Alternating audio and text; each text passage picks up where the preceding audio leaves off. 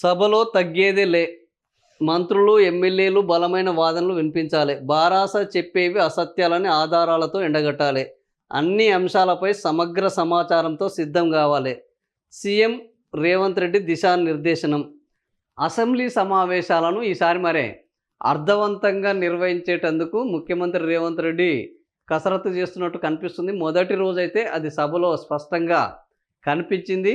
ఎందుకంటే ఒక సభలో కొత్త మంచి సంస్కృతిని తీసుకురావడం జరిగింది. ఇదే సంస్కృతిని కొనసాగించాలని అందరూ కోరుకుంటున్నారు.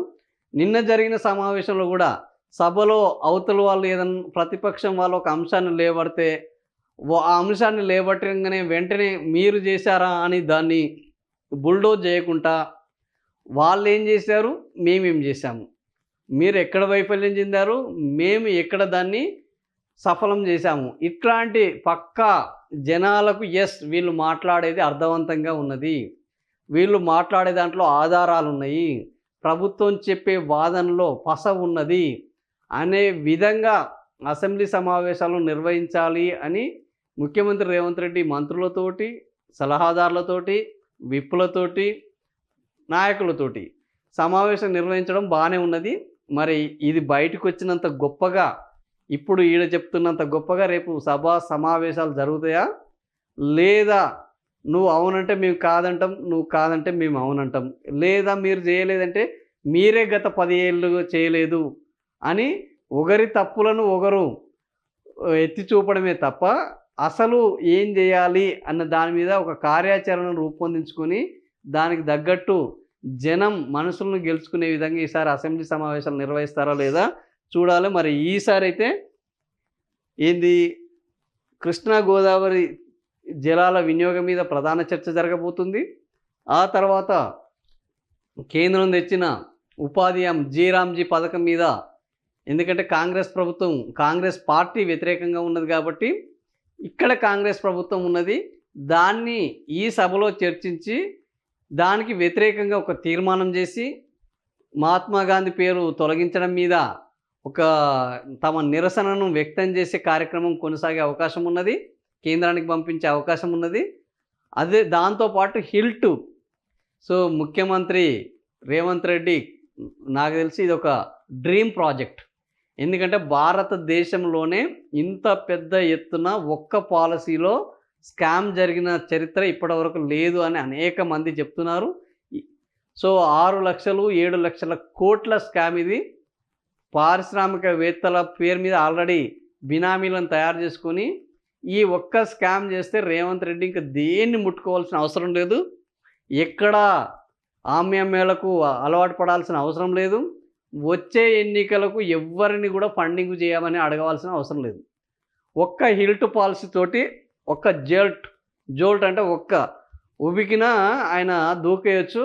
సో అట్లాంటి హిల్ట్ పాలసీ మీద ఈసారి ఖచ్చితంగా సభలో చర్చ జరిగే అవకాశం ఉంది. ఈ సభలో ఈ చర్చ జరిగే అవకాశంలో హిల్ట్ పాలసీ ఆల్రెడీ అటు బీఆర్ఎస్ ఇటు బీజేపీ ఇది అత్యంత పెద్ద కుంభకోణము. పారిశ్రామికవేత్తలకు వాళ్ళకే కట్టబెట్టాలన్న ముఖ్యమంత్రి రేవంత్ రెడ్డి నిర్ణయం కేవలము ఈ భూములను దోచుకోవడమే.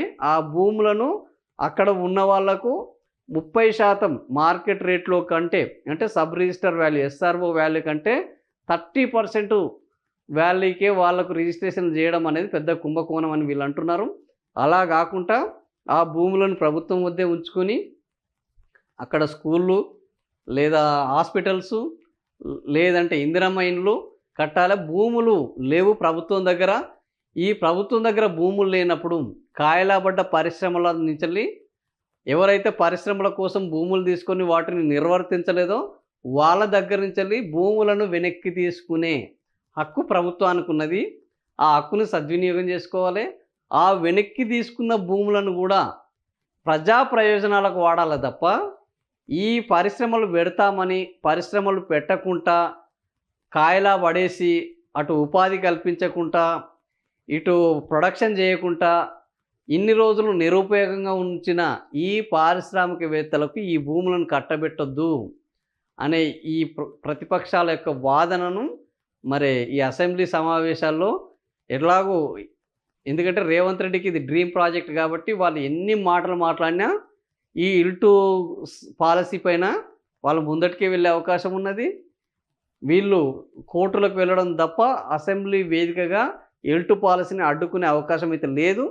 కాకపోతే అసెంబ్లీ సమావేశంలో ప్రభుత్వం ఈ ఇల్టు పాలసీ మీద వస్తున్న ఒక రకమైన ఇలాంటి ప్రచారానికి తమ వాదన ఏ రకంగా వినిపిస్తుంది అనేది, అదేవిధంగా ప్రతిపక్షాలు కూడా ప్రభుత్వము ఎందుకు ఇట్లాంటివి చేస్తున్నది, ప్రత్యామ్నాయ మార్గాలు ఏంటి, ఇందులో ఉన్న లోపాలు ఏంటి అని మరొక్కసారి ప్రజలకు తెలియజేయడానికి ఒక అవకాశం అయితే లభించనుంది. మరి ఈ ఇల్టు పాలసీ 100% అమలయ్యేది. ఇందులో ఎలాంటి వెనక్కి ముందుకు పోయేది లేదు. రేవంత్ రెడ్డి దీన్ని ఎట్టి పరిస్థితుల్లో అమలు చేయడానికి ఇది ఈ రోజు నుంచి జరుగుతున్నది కాదు, గత 2 ఏళ్ల నుంచి కొనసాగుతున్న ఒక ప్రక్రియ. ఈ 2 ఏళ్ల నుంచి కొనసాగుతున్న ప్రక్రియని ఈరోజు వెంటనే మానేసే అవకాశం లేదు. కాబట్టి ఇల్టు పాలసీ పైన ఓన్లీ చర్చ జరగబోతుంది. ఇల్టు పాలసీ ఆచరణలో అమలు జరగడానికి సిద్ధపడుతున్నారు.